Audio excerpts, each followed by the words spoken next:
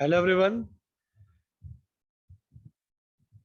In entrepreneurship development, our today's topic is key point of an entrepreneur.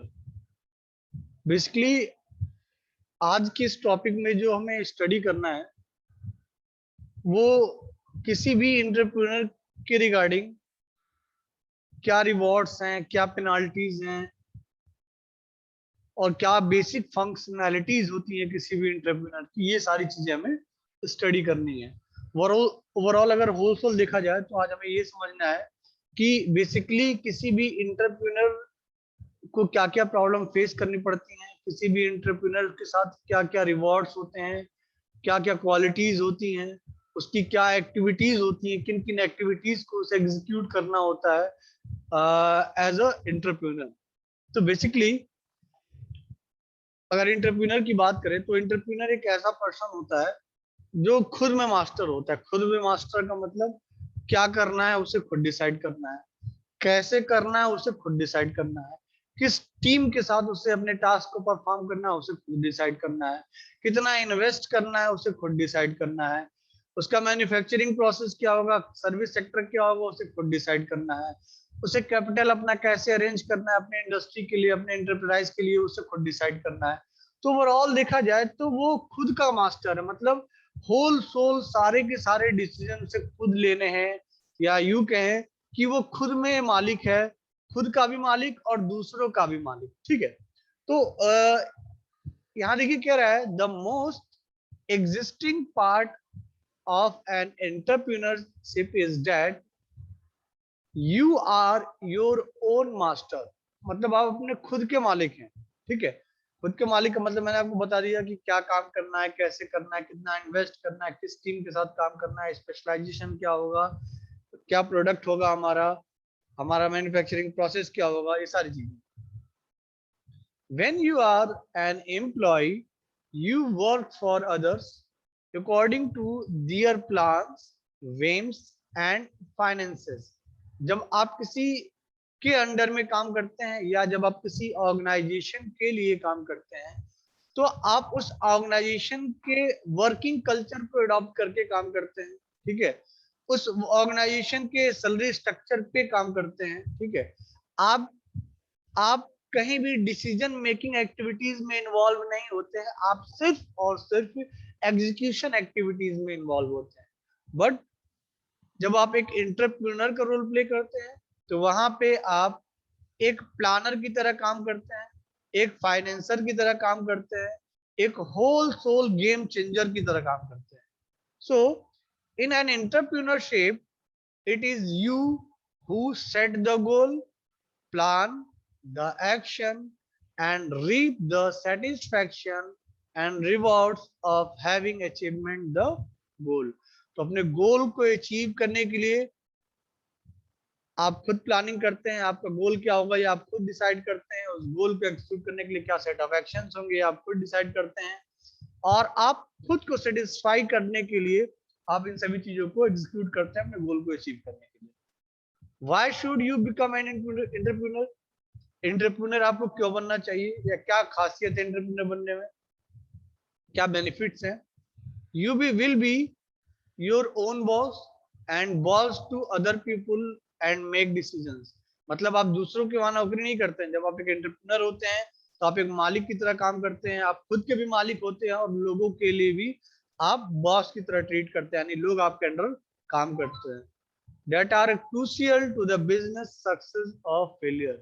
ये किसी भी business organisation के success और फेलियर के लिए बहुत इंपॉर्टेंट रोल प्ले करता है कि जो आपका बॉस है या यूं कहें कि जो किसी भी इंटरप्राइज का होल सोल ओनर है, उस ओनर का क्या सेट ऑफ प्लान है, क्या गोल है, उस प्लान को एग्जीक्यूट करने के लिए क्या उसके पास सेट ऑफ एक्शंस हैं, ये सारी चीजें डिफाइन करते हैं किसी भी ऑर्गेनाइजेशन या बिजनेस ऑर्गेनाइजेशन के सक्सेस और फेलियर के लिए।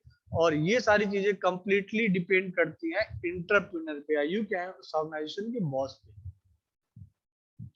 You will make money for yourself rather than for someone else. जैसे अगर हम लोग अपनी बात करें तो हम लोग एक एम्प्लॉई हैं बुद्धा इंस्टीट्यूट ऑफ टेक्नोलॉजी के। हम बेसिकली इस ऑर्गेनाइजेशन के लिए काम करते हैं।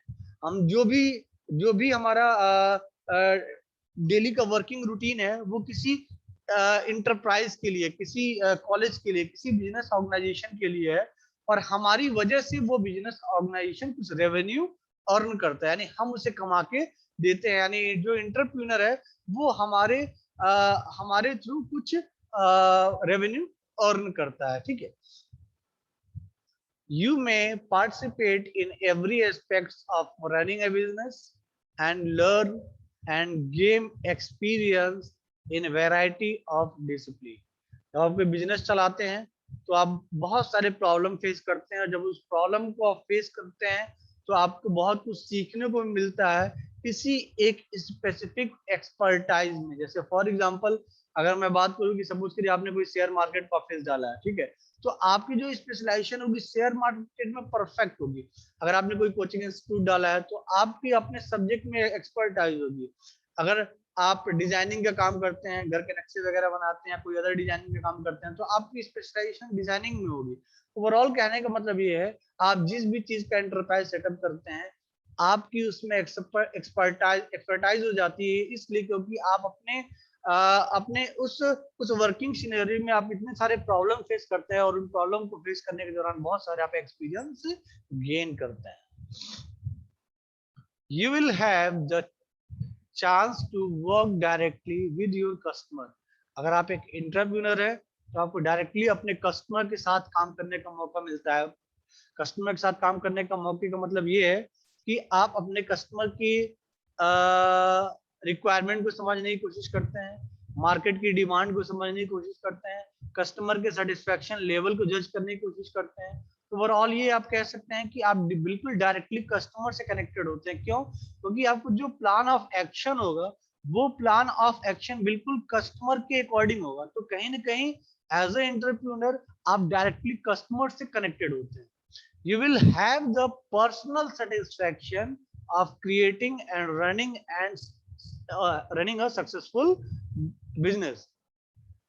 अगर आपको पर्सनल सेटिस्फेक्शन पॉजिटिव नहीं है तो आपके बिजनेस ऑर्गेनाइजेशन में कभी भी सक्सेस अचीव नहीं हो सकती। इसलिए पर्सनल एज अ एंटरप्रेन्योर आप में पर्सनल सेटिस्फेक्शन का होना बहुत जरूरी है, चाहे वो फाइनेंस के टर्म में हो, चाहे वो प्लानिंग के टर्म में हो, चाहे उस प्लान को एग्जीक्यूट करने के टर्म में हो, चाहे उस गोल के टर्म में हो, ठीक है। You will be able to work in a field of area that you really enjoy. अगर आप एक एंटरप्रेन्योर हैं तो बेसिकली आप एक ऐसा इंटरप्राइज सेटअप करते हैं जो आपके इंटरेस्ट ऑफ एरिया से बिलोंग करता हो। जैसे कि थोड़ी देर पहले मैंने एग्जांपल दिया था कि अगर आपकी डिजाइनिंग बहुत अच्छी है, AutoCAD में आपका हाथ बहुत अच्छा साफ है, तो आप एक ऐसा इंटरप्राइज सेटअप करते हैं जो बड़े बड़े बिल्डिंगों के रोड मैप्स तैयार करते हैं, उनके नक्शे बनाते हैं।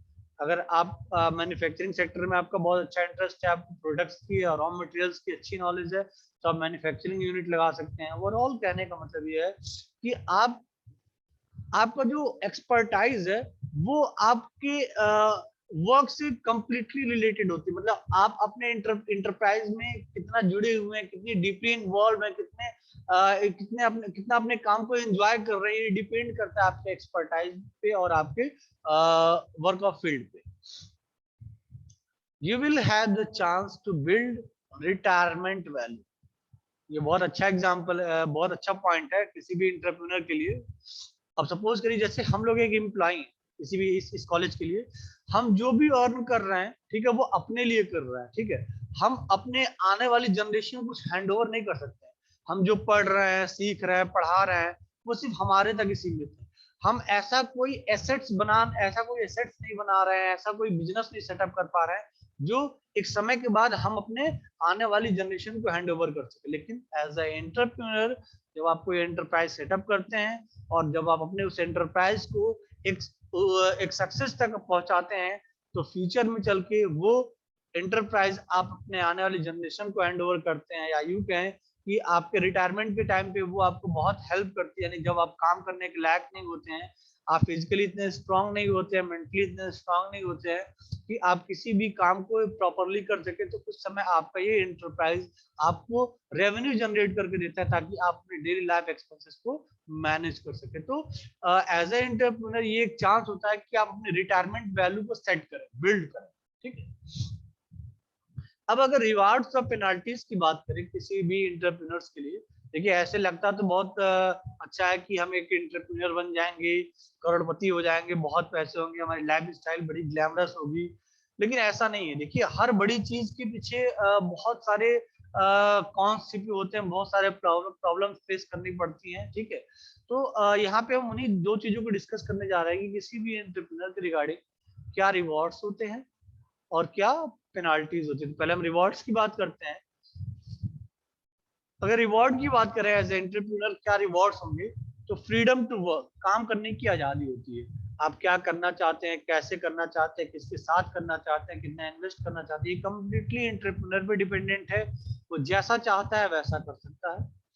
Satisfaction of being own boss, खुद का मालिक होने का एक अपना अलग ही मजा है। दूसरे के इंस्ट्रक्शन पे काम करने की बजाय आप खुद दूसरों को इंस्ट्रक्शन दीजिए, उसका एक अलग ही अंदाज है काम करने का।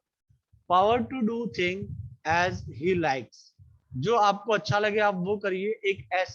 एक ऐसी पॉजिटिव एनर्जी अंदर आती है, ठीक है, एज एंटरप्रेन्योर होने में। Rewards of ownership and retirement assurance, आप अपने एंटरप्राइज से इतना कुछ बना लेते हैं कि आप अपने लाइफ में कभी भी किसी भी प्रॉब्लम से भी डरते नहीं, या यूं कहें कि आपके पास इतना एसेट्स हो जाता है, इतना एसेट्स हो जाता है कि आप अपने आप में कई लोगों के मालिक हैं। मतलब आप किसी स्तर से आपको कभी भी किसी प्रॉब्लम को फेस करने में दिक्कतें नहीं होती। Respect of family and friends, अगर आप अच्छा एंटरप्राइज सेटअप करते हैं तो कॉमन सी बात है, फाइनेंशियल जो फिनोमिना होगा आपका बहुत स्ट्रांग होगा। और जब जब किसी भी पर्सन का जो फाइनेंशियल फिनोमिना होता है अगर स्ट्रांग होता है, तो सोसाइटी में एग्जिस्टिंग हमारे फ्रेंड्स, फैमिली या अदर्स लोग जो है वो हमारी रेस्पेक्ट करते हैं। तो ये कुछ रिवार्ड्स हैं एज ए एंटरप्रेन्योर, एंटरप्रेन्योर बनने के कुछ रिवार्ड्स हैं। पेनाल्टीज क्या हो सकती है एंटरप्रेन्योर बनने की? Constraints of financiers, laborers, customer, supplier and inventor curtail his freedom। जैसे मान लीजिए आप एक एंटरप्रेन्योर हैं, बैंक से लोन ले रखा है अपने एंटरप्राइज के लिए, तो आपके दिमाग में टेंशन चलता रहेगा। लेबर्स जो आपके वहां जो वर्कर काम कर रहे हैं उनके साथ कुछ तू मैं होती रहेगी। कस्टमर कंप्लेन करता है कि प्रोडक्ट सेटिस्फैक्टरी नहीं है, सप्लायर परेशान कर रहा है। तो ये ओवरऑल कहीं ना कहीं से दिमाग में उलझने चलती रहती है, ठीक है। तो ये कुछ पेनाल्टीज है, कुछ प्रॉब्लम है जो एक एज एंटरप्रेन्योर आपको फेस करनी पड़ सकती है। Frustration due to availability of limited capital and other resources, हो सकता है कि प्रोडक्शन नेक्स्ट मंथ की प्रोडक्शन के लिए आपको रॉ मटेरियल ही ना मिल रहा हो। जैसे फॉर एग्जांपल इस कोविड सिचुएशन में बहुत सारी कंपनियों को रॉ मटेरियल प्रॉपर्ली नहीं मिल पा रहा है, जिसकी वजह से अपना प्रोडक्शन नहीं कर पाती हैं। या यूं कहे कि वर्कर्स नहीं अवेलेबल हो पा रहे हैं कोविड की वजह से, जिनकी वजह से प्रोडक्शन रुक जाता है। तो कहने का मतलब है बहुत सारे ऐसी चीजें हैं, रिसोर्सेज हो सकती हैं या वो फाइनेंशियल या कैपिटल से रिलेटेड चीजें हो सकती हैं जो आपको मेंटली प्रेशर दे सकती हैं। Social and family life is affected due to hard long hours of working. अगर आप एक एंटरप्रेन्योर है तो कॉमन सी बात है, आपके पास एक बहुत बड़े ऑर्गेनाइजेशन की रिस्पॉन्सिबिलिटी है, और उस रिस्पॉन्सिबिलिटी की वजह से हो सकता है कि आपको अपने 24 घंटे में से ज्यादा 90% टाइम आपको अपने ऑर्गेनाइजेशन पे देना पड़े, एंटरप्राइज को देना पड़े। आप अपने फैमिली के लिए ज्यादा समय ना निकाल पाए। लेकिन जब आपका बिजनेस एंटरप्राइज सक्सेसफुली रन हो जाएगा तो उसके बाद आपका टाइम ही टाइम है। Frustration due to non achievement of full objective, आपका जो गोल है, जो ऑब्जेक्टिव, अगर आप उसको अचीव नहीं कर पाते तो माइंड में टेंशन चलती रहती है। रिस्क ऑफ फेलियर, बिजनेस के फेल होने का भी डर बना रहता है। तो एज ए एंटरप्रेन्योर ये हमारे कुछ रिवॉर्ड्स थे और ये जो कुछ पेनाल्टीज थी जो एक की पॉइंट्स की तरह काम करते हैं किसी भी एंटरप्रेन्योर के लिए। क्योंकि किसी भी एंटरप्रेन्योर को अपने प्रॉस और कॉन्स को जानना बहुत जरूरी, क्योंकि जब तक अपने कॉन्स को नहीं जानेगा अपने प्रॉस को स्ट्रॉन्ग नहीं कर सकता है। अब अगर बात करें फंक्शंस ऑफ एन एंटरप्रेन्योर कि एज ए एंटरप्रेन्योर किसी भी एंटरप्राइज को सेटअप करने के लिए क्या क्या फंक्शनैलिटीज परफॉर्म करनी पड़ती है, क्या क्या काम करने पड़ते हैं, ठीक है। तो an entrepreneur has to perform a number of functions right from generation of an idea up to establishment of an enterprise. किसी एज अ इंटरप्रेन्योर किसी भी इंटरप्राइज को सेटअप करने के लिए जो पहला पेज होता है गोल यानी ऑब्जेक्टिव सेट करना, उस ऑब्जेक्टिव को सेट करने से लगाए इंटरप्राइज को सेट करने में बहुत सारे हमें एक्शंस परफॉर्म करने पड़ते हैं, बहुत सारी फंक्शनलिटीज को एग्जीक्यूट करना होता है, उन्हीं की अभी हम स्टडी करने जा रहे हैं। Entrepreneur has to perceive business opportunities and mobilize resources like man, money, machines, material and methods. As a entrepreneur अगर आप किसी इंटरप्राइज को सेटअप करना चाह रहे हैं, ठीक है, तो सबसे पहले आपको अपॉर्चुनिटीज को गेस करना होगा कि मार्केट की क्या अपॉर्चुनिटी है, किस सर्विस सेक्टर की डिमांड मार्केट ज्यादा कर रहा है, किस प्रोडक्ट की मार्केट डिमांड ज्यादा कर रहा है। आप स्पेसिफिक उसी सर्विस सेक्टर या उसी प्रोडक्ट्स में आप अपने बिजनेस को स्टेबल करेंगे जिसमें मार्केट की डिमांड है। तो ओवरऑल कहने का मतलब ये है कि आप किस तरह से अपॉर्चुनिटीज को भाप करके, अपॉर्चुनिटीज को मेजर करके आप रिसोर्सेज को प्रॉपरली यूटिलाइज कर रहे हैं। वो रिसोर्सेज कुछ भी हो सकती है, चाहे वो फाइनेंस से रिलेटेड हो, चाहे वो मैन पावर से रिलेटेड हो, चाहे वो रॉ मटेरियल से रिलेटेड हो, चाहे वो मशीनरी से रिलेटेड हो। तो अगर फंक्शंस की बात करें तो there are different types of functions for entrepreneur. First one is idea generation, second one is determination of business objectives, raising of funds, procurement of machine and machinery material, market research, determining form of enterprise, recruitment of manpower, implementation of the project। तो ये देखा जाए तो जो eight functions given है, इन 8 functions को use करके कोई भी इंटरप्रेन्योर किसी भी इंटरप्राइज को सेटअप करता है। मतलब ये है कि अगर आप किसी इंटरप्राइज को सेटअप करने जा रहे हैं तो आप मार्केट की रिसर्च करेंगे ही करेंगे, मैन पावर को हायर करेंगे ही करेंगे, मार्केट से आप कुछ मशीनरीज रॉ मटेरियल परचेज करेंगे ही करेंगे, बैंक से लोन लेंगे ही लेंगे, रिस्क को कैसे टैकल करना है उसके रिगार्डिंग प्लानिंग करेंगे ही करेंगे, अपने बिजनेस ऑब्जेक्टिव के रिगार्डिंग आप बहुत सारी प्लानिंग करेंगे ही करेंगे। ये कुछ बेसिक फंक्शनैलिटीज हैं जो किसी भी इंटरप्रेन्योर को परफॉर्म करनी होती है फॉर स्टेबलाइजिंग अ एंटरप्राइज। तो जो फर्स्ट फंक्शन है वो है हमारा आइडिया जनरेशन। सबसे स्टार्ट इंटरप्राइज को सेटअप करने के लिए जो 8 पॉइंट्स है ये स्टेप बाय स्टेप है, यानी किसी भी इंटरप्राइज को सेटअप करने के लिए जो सबसे पहला स्टेप होता है, सबसे पहली सीढ़ी जो होती है वो आइडिया जनरेशन का ही होता है कि क्या करना है, किस तरह का एंटरप्राइज सेटअप करना है, एंटरप्रेन्योर क्या करना चाहता है, ये गोल सेट करना है। यानी पहला काम क्या है, गोल को सेट करना। So the first and the most important function of an entrepreneur is idea generation. Idea generation implies product selection and project identification। ठीक है, यानी ओवरऑल आप अपने ऑब्जेक्टिव को सेट कर रहे हैं कि आप क्या करना चाहते हैं। Idea generation is possible through vision, insight, keen observation, education, experience and exposure। This need scanning of business environment and market survey। यानी आपको अपना गोल सेट करने के लिए कंप्लीट मार्केट को समझना होगा, और उस मार्केट को समझने के लिए उसमें आपका अनुभव भी काम आएगा, आपकी शिक्षा भी काम आएगी, आपका ऑब्जर्वेशन भी काम आएगा और आपका विजन भी काम आएगा। सेकेंड फंक्शनैलिटी की बात करें तो वह डिटर्मिनेशन ऑफ बिजनेस ऑब्जेक्टिव। आप अपने बिजनेस ऑब्जेक्टिव को लेकर के कितने दृढ़, आपकी इच्छा शक्ति कितनी मजबूत है आपके बिजनेस ऑब्जेक्टिव को लेकर के, ये बड़ा इंपॉर्टेंट पॉइंट होता है। क्योंकि हमने ये सोच लिया हमें ये करना है वो अलग चीज है, लेकिन हम कितने डेडिकेटेड हैं, कितने पागल हैं अपने काम को लेकर के, ये सबसे ज्यादा मायने रखता है। So the second point is, the second functionality is entrepreneur has to state and lay down the business objectives. Objectives should be spelled out in clear terms. The entrepreneur must be clear about the nature and type of business. It means whether manufacturing concern or service oriented unit or trading business, etc. etc।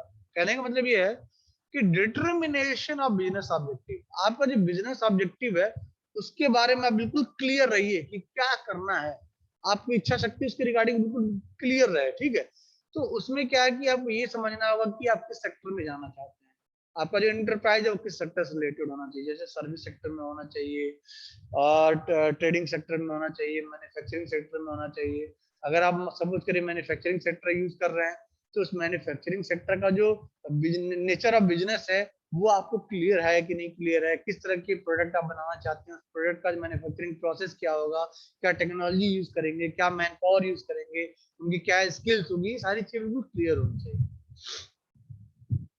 Third function जो है rising of funds, मतलब अभी तक आपने अपना objective set कर लिया, ठीक है, आप अपने ऑब्जेक्टिव्स के रिगार्डिंग कितने डिटर्मिनेंट है, कितना क्लियर आपका ऑब्जेक्टिव, ये हो गया आपका। अब यहाँ तक तो ये होगा कि आप क्या करना चाहते हैं ये आपका बिल्कुल क्लियर है, लेकिन उसको करने के लिए क्या चाहिए, सबसे जरूरी चीज पैसा। आप पैसा कहाँ से लाएंगे, तो एज ए एंटरप्रेन्योर आपको ये क्लियर होना चाहिए कि आप मार्केट से फंड कहाँ से उठाएंगे अपने एंटरप्राइज को सेट करने के लिए। तो मार्केट से फंड उठाने के लिए हो सकता है आप किसी बैंक से लोन लें, ठीक है, या हो सकता है किसी आप अपने फ्रेंड से कुछ पैसे बोरो करें। तो ओवरऑल कहने का मतलब ये है कि एज ए एंटरप्रेन्योर ये आपको क्लियर होना चाहिए कि अपने एंटरप्राइज को सेटअप करने के लिए जो कैपिटल की रिक्वायरमेंट है वो कैपिटल आप कहाँ से मैनेज करेंगे। इसलिए कह रहा है all the activities of the business depend upon the finance, and hence fundraising is an important function of an entrepreneur. An entrepreneur can raise the fund from internal sources as well as external sources. Internal sources का मतलब यहाँ पे ये है कि आपने अपने पिताजी से ले लिया, अपने भाई से ले लिया, अपने दोस्त से ले लिया। एक्सटर्नल सोर्सेज का मतलब है कि आपने बैंक से लोन ले लिया, ठीक है, या गवर्नमेंट की किसी स्कीम के थ्रू आपने लोन ले लिया। He should be aware of different sources of funds.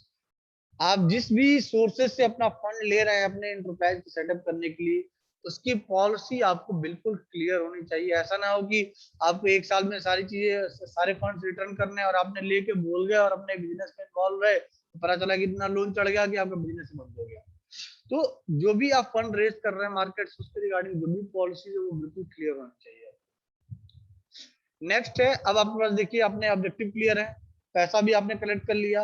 अब क्या करेंगे, उस पैसे को यूज करेंगे रिसोर्सेज को मैनेज करने के लिए। Resources in the sense what raw material you will use in your production, what machineries will you will use in your production.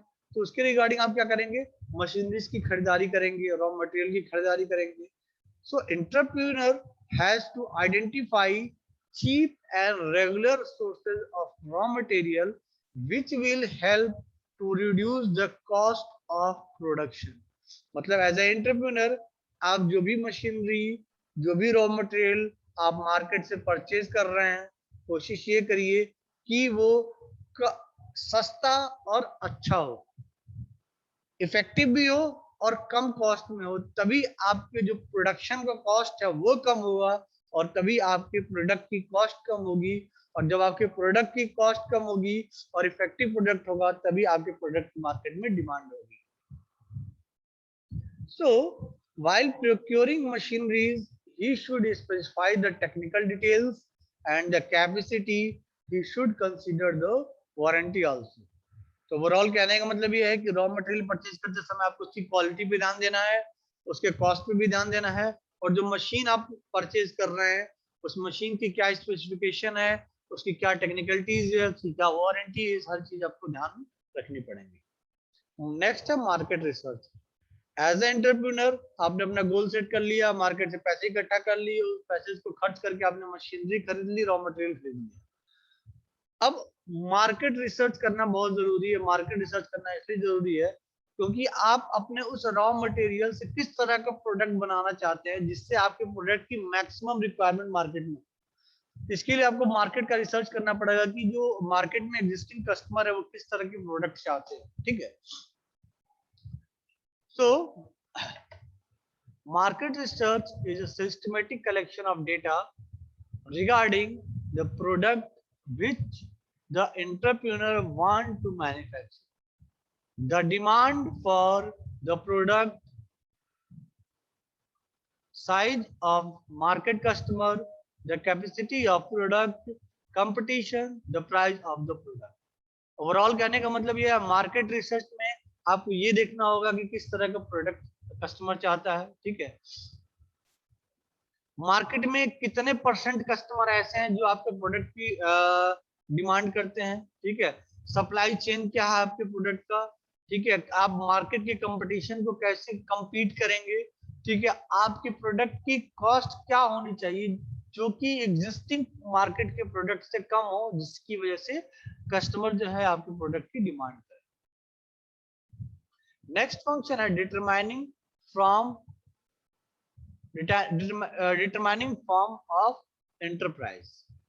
Means entrepreneur has to determine form of enterprise depending upon the nature of the product, volume of investment. मतलब आपको अपने enterprise का जो size है, या यूं कहें कि आपका एंटरप्राइज किस लेवल का है, ये आपका जो इन्वेस्टमेंट है ये वो डिफाइन करता है, ठीक है।